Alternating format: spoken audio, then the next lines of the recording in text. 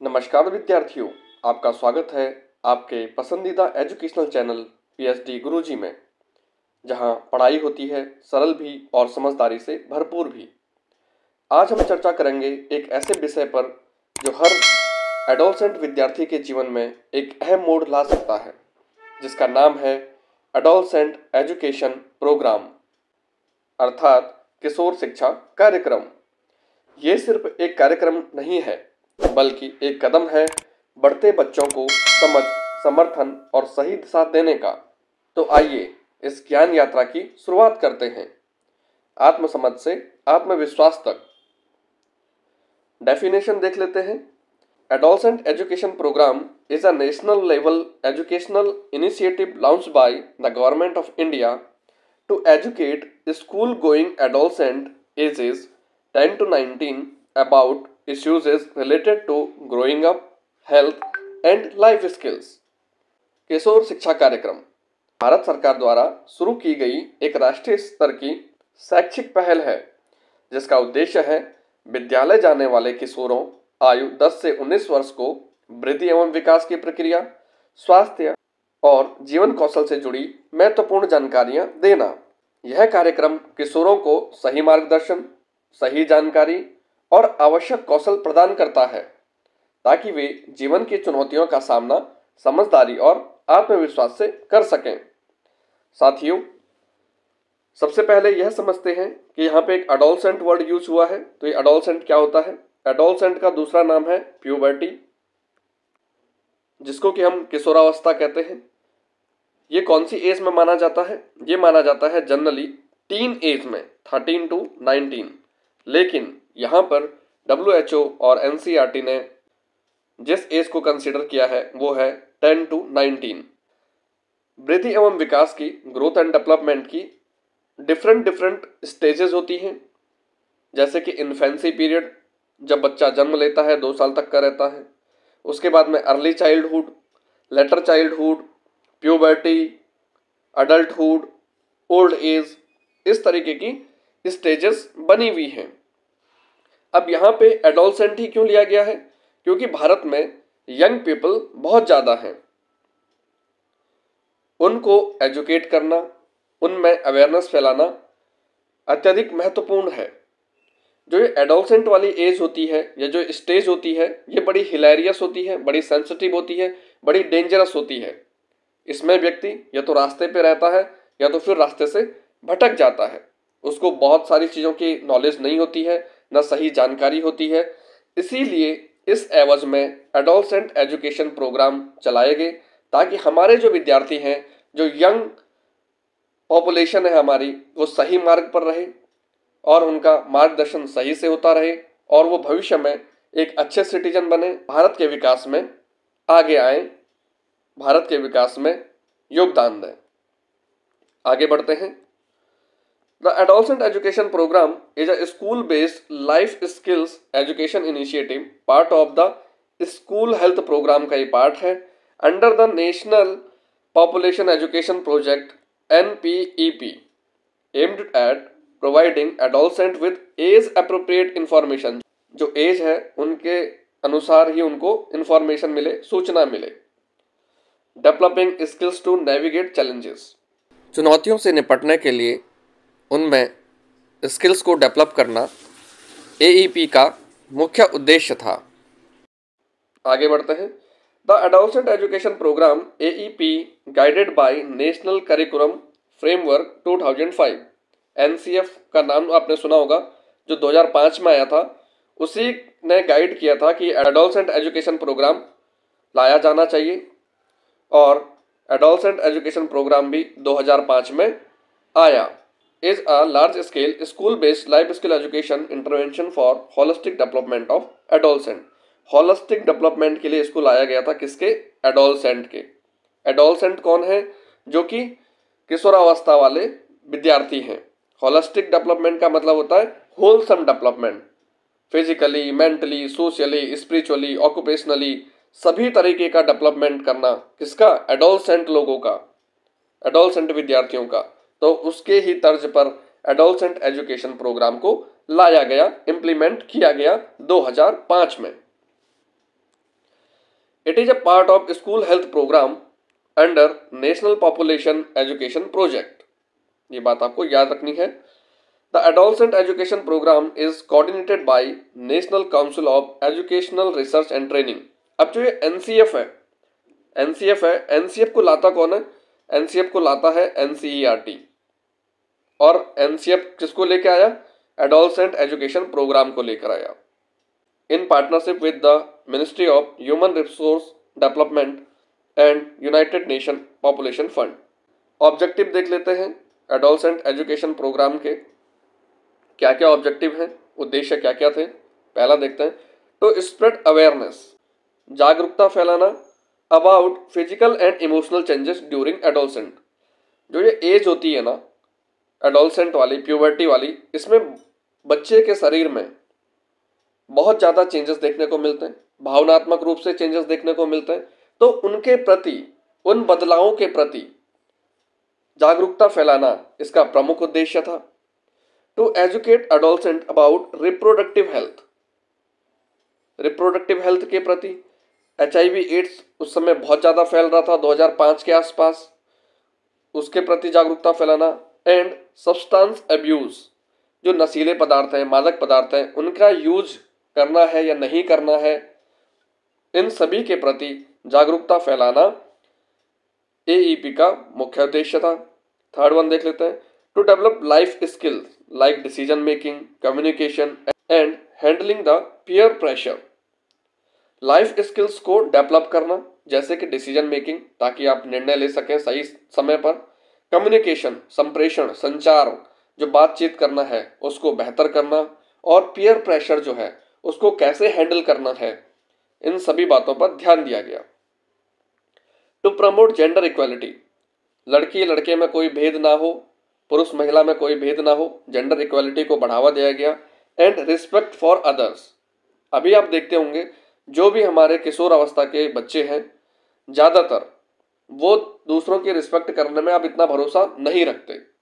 तो इसीलिए ऐसे प्रोग्राम आए, क्योंकि जो ये एज है ये बड़ी हिलेरियस है, ये डेंजरस एज है, बड़ी सेंसिटिव एज है। तो इसमें यदि व्यक्ति सीख जाता है तो वो बहुत अच्छा कर जाता है, और यदि व्यक्ति मार्ग से भटक जाता है तो वो बहुत बुरा व्यक्ति बन जाता है। इसीलिए AEP को लाया गया। Fifth one, to create a safe and supportive environment for adolescent in school. Schools में, विद्यालय में सेफ, सुरक्षित और सपोर्टिव इन्वायरमेंट प्रदान किया गया एडोलसेंट को, क्योंकि इस समय बच्चा जो होता है ना वो बड़ा सेंसिटिव होता है, वो भावनात्मक रूप से भी बड़ा उत्तेजित होता है। आपने देखा होगा कि यदि टीचर ने उन्हें कुछ कह दिया तो वो तुरंत लड़ने के लिए तैयार हो जाते हैं, पेरेंट्स ने कुछ कह दिया तो तुरंत लड़ने के लिए तैयार हो जाता है। ये जो उम्र का है ना हिसाब किताब, ये बड़ा गड़बड़ है इस समय। इस समय समझ बड़ी कम होती है, उम्र का जो चढ़ाव होता है वो बहुत ज़्यादा होता है। इसीलिए आप भी देखते होंगे, जिस अवस्था में आप हैं, आप भी एडोलसेंट वाली कैटेगरी में हैं, तो आप देखते होंगे कि कहीं ना कहीं आपके अपने माता पिता से मतभेद होते हैं, अपने टीचर से मतभेद होते हैं। मतभेद होना गलत बात नहीं है, लेकिन उसका तरीका सही होना चाहिए। आप पीयर प्रेशर में आकर बहुत सारी चीज़ें कर जाते हैं। तो इन सब को देखते हुए ही AEP को लाया गया था। ये बड़ी चिंता का विषय था, क्योंकि हमारी जो यंग जनरेशन है, जो हमारी यंग पॉपुलेशन है, वो यदि बेहतर करेगी तो हमारा देश विकास करेगा, डेवलप करेगा, और यदि वो बेहतर नहीं करेगी तो हमारा देश विकास नहीं कर पाएगा। आगे बढ़ते हैं, नीड की बात करते हैं, जो मैंने पहले समझा दिया आपको, फिर भी देख लेते हैं।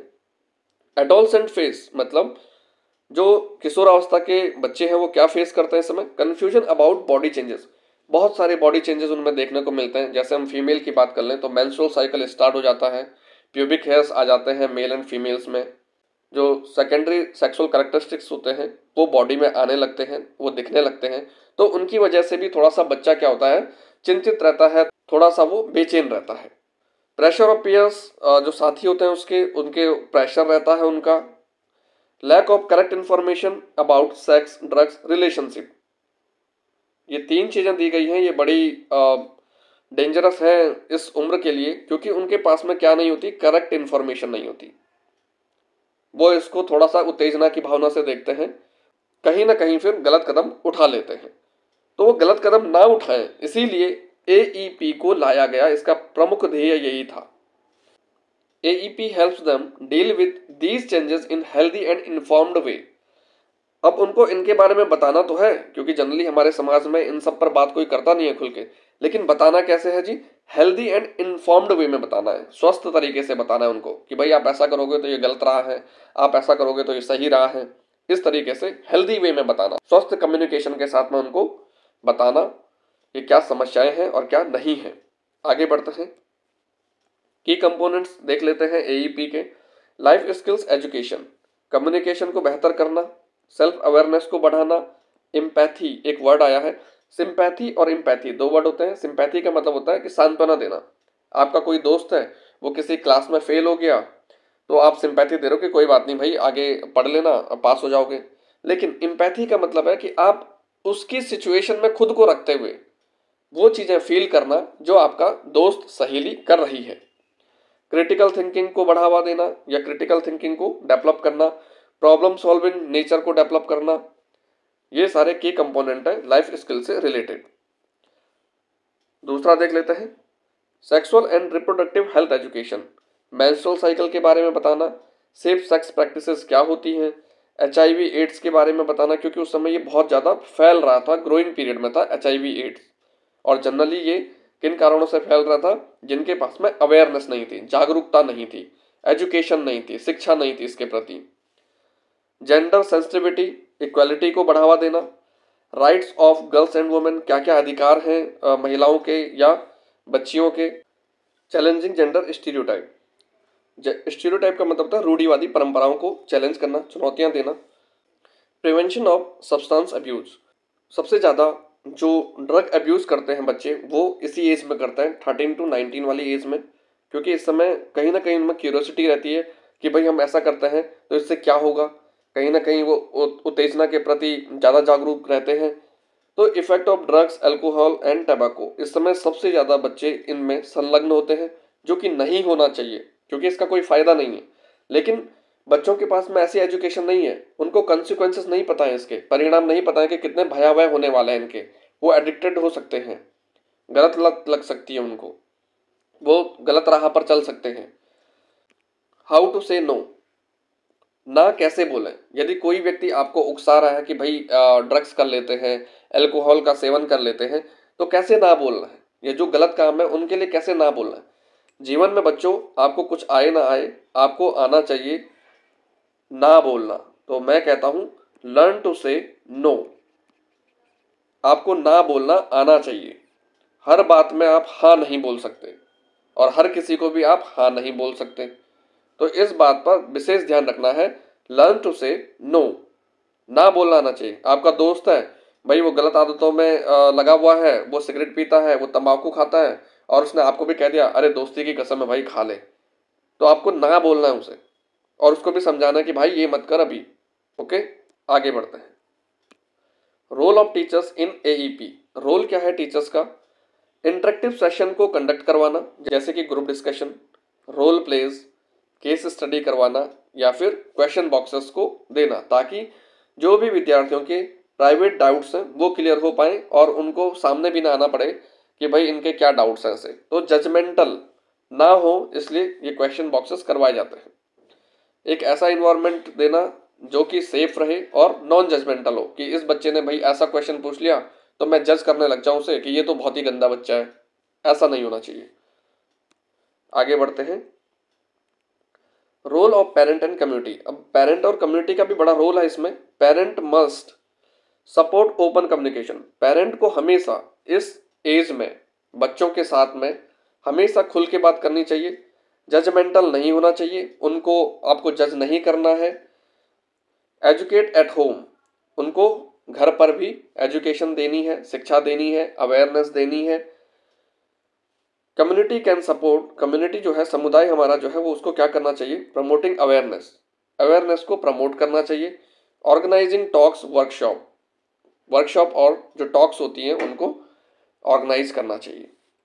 एक एडिशनल इंफॉर्मेशन देख लेते हैं बच्चों, नेशनल करिकुलम फ्रेमवर्क के बारे में है, NCF के बारे में। तो जो national council for educational research and training है, NCERT है ना, वो पब्लिश करती है एक डॉक्यूमेंट जिसका नाम है national curriculum framework NCF. Currently जो सिनेरियो चलते रहते हैं समाज में उनके प्रति ये कहीं ना कहीं डॉक्यूमेंट रहता है।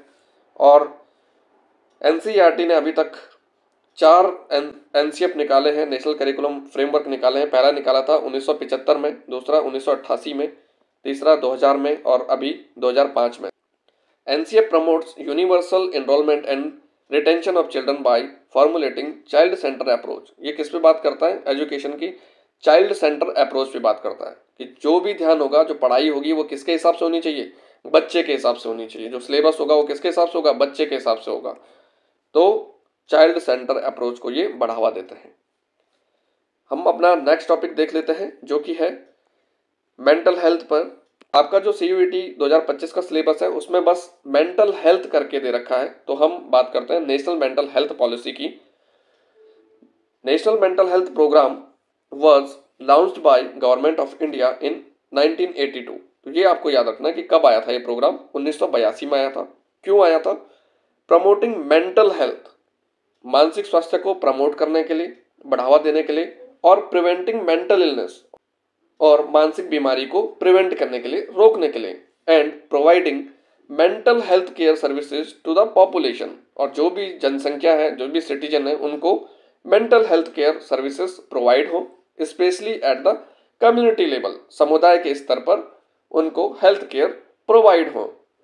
India was one of the first developing country to launch such program. Okay, vision क्या था इनका? As per census 2011 there are 15,05,624 mentally challenge person in the country. 2011 की जनगणना के अनुसार 15,05,624 मेंटली चैलेंज्ड पर्सन, जो मानसिक तौर से बीमार थे या मानसिक रोगी थे, वो प्रेजेंट थे हमारे कंट्री में।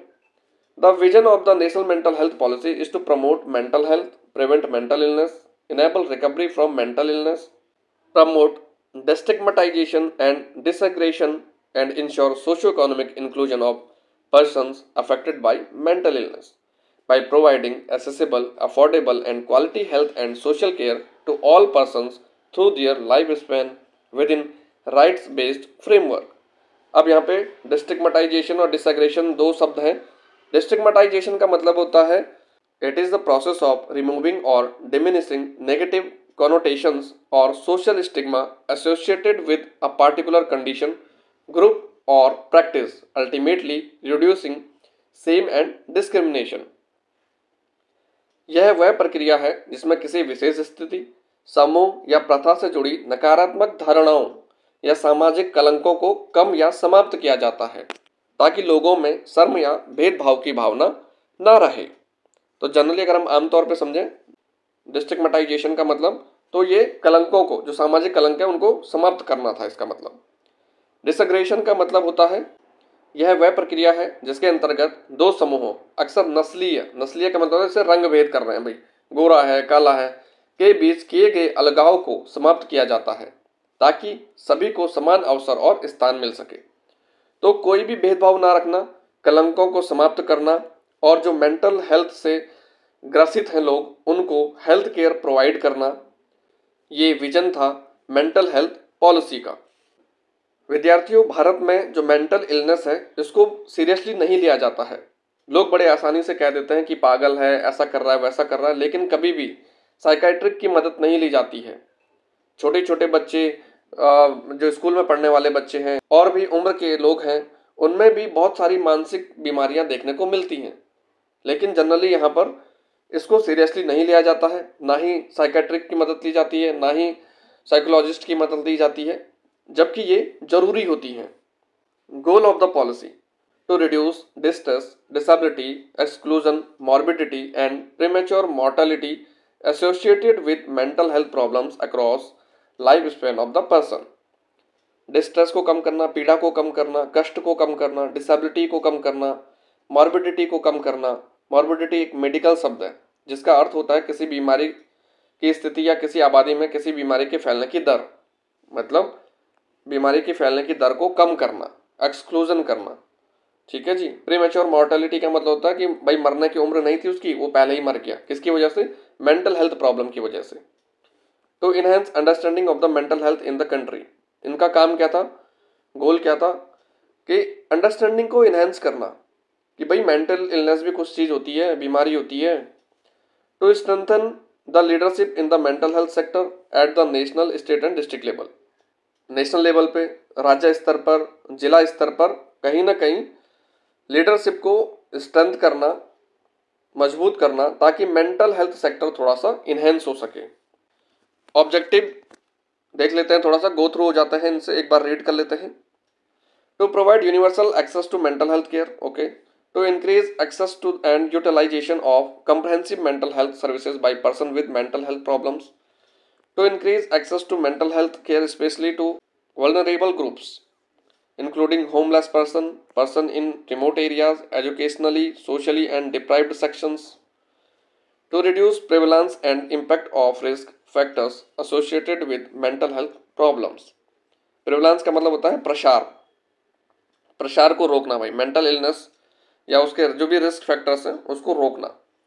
To reduce risk and incidents of suicide and attempted suicide, जो इंसिडेंट्स हैं सुसाइड के उनको रोकना। To ensure respect for rights and protection from harm of person with mental health problems. Reduce stigma associated with mental health problems. Stigma का मतलब वही रूढ़िवादी परंपराएं जो हम सोच लेते हैं कि अरे ये पागल हो गया बिल्कुल ही, अब तो ये काम नहीं करेगा, ये तो अब सही नहीं होगा। इन सब स्टिग्मा को क्या करना है, रिड्यूस करना है। To enhance availability and equitable distribution of skilled human resources for mental health. Mental health को सही करने में जो भी स्किल्ड लोग हैं, मेंटल हेल्थ को जो सुधार सकते हैं, उन व्यक्तियों को उपलब्ध करवाना। To progressively enhance financial allocation and improve utilisation for mental health promotion and care. Financially कहीं ना कहीं इसको इनहेंस करना, ताकि जो मेंटल इलनेस से ग्रसित व्यक्ति हैं उनको सुविधाएं पूरी मिल पाएँ, उनके पास में स्किल्ड व्यक्ति आ पाएँ, डॉक्टर कह लें उनको या फिर साइकेट्रिक कह लें, ये सभी। To identify and address the social, biological and psychological determinants of mental health problems and to provide appropriate intervention. Determinants का मतलब होता है फैक्टर्स अफेक्टिंग, भाई मेंटल हेल्थ प्रॉब्लम्स को कौन से फैक्टर्स अफेक्ट करते हैं। बायोलॉजिकल हो सकते हैं, साइकोलॉजिकल हो सकते हैं, सोशल हो सकते हैं, उनको फाइंड आउट करना और उन पर एप्रोप्रिएट काम करना, उचित तरीके से उस पर काम करना। तो ये था मेंटल हेल्थ पॉलिसी जो कि आई थी 1982 में। तो इसमें बहुत ज़्यादा पढ़ने जैसा कुछ नहीं है, आपको बस यही याद रखना है। ये पॉलिसी इसलिए भी आई क्योंकि पहले क्या होता था, आपने देखा होगा जनरली फिल्मों में, मूवीज़ में, कि जो मेंटल इलनेस से ग्रसित व्यक्ति होते थे, जिन व्यक्तियों को मेंटल इलनेस होती थी, उनको टॉर्चर किया जाता था, उनको बहुत दिनों तक भूखा रखा जाता था, मारा जाता था, शॉक दिए जाते थे। तो कहीं ना कहीं उन व्यक्तियों को ऐसे ना ट्रीट किया जाए, इसके लिए नेशनल मेंटल हेल्थ पॉलिसी या प्रोग्राम को लाया गया, ताकि उनसे अच्छे से व्यवहार किया जाए और उनको अच्छे से ट्रीट किया जाए, उनका अच्छे से इलाज किया जाए। इसके लिए ये पॉलिसी लाई गई। आज की इस वीडियो में इतना ही। बने रहें पीएचडी गुरुजी के साथ। लाइक करें, सब्सक्राइब करें, शेयर करें। धन्यवाद। All the best.